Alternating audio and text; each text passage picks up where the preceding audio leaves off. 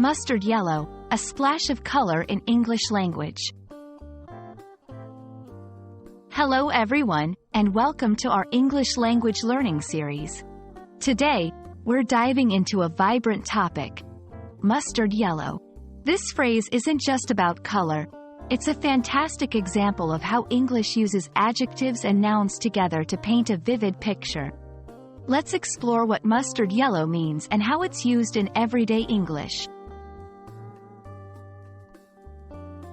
Mustard yellow refers to a dark yellow color, similar to the condiment, mustard. This phrase beautifully illustrates how English often uses nouns, like mustard, as adjectives to describe the color of something. It's a specific shade of yellow, one that's richer and slightly brownish or golden. In this section, we'll look at various examples and contexts where mustard yellow is used. From fashion to design, this color has a broad appeal and is a popular choice for adding a warm, earthy tone. Colors play a significant role in English expressions and idioms. In this section, we delve into how colors like mustard yellow are not just visual descriptors but also carry emotional and cultural significance.